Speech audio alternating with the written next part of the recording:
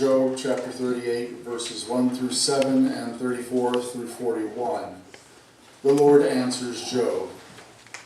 Then out of the storm the Lord spoke to Job. Who are you to question my wisdom with your ignorant, empty words? Now stand up straight and answer the questions I ask you. Were you there when I made the world? If you know so much, tell me about it. Who decided how large it would be? Who stretched the measuring line over it? Do you know all the answers? What holds up the pillars that support the earth? Who laid the cornerstone of the world? In the dawn of that day the stars sang together, and the heavenly beings shouted for joy. Who closed the gates to hold back the sea when it burst from the womb of the earth? It was I who covered the sea with clouds and wrapped it in darkness.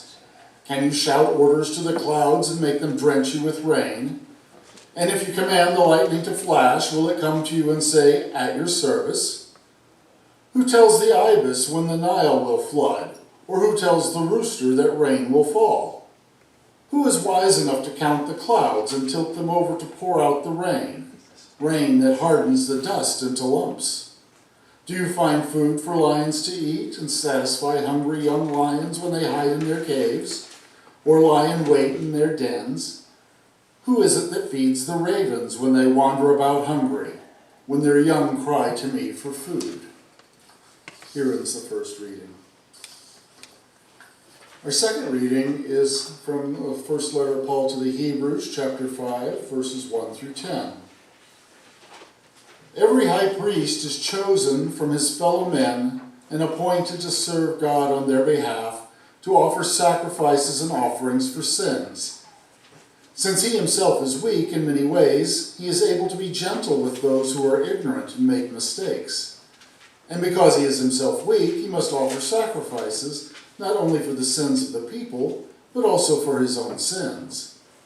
No one chooses for himself the honor of being a high priest. It is only by God's call that a man is made a high priest, just as Aaron was. In the same way, Christ did not take upon himself the honor of being a high priest. Instead, God said to him, "You are my son. Today I have become your father."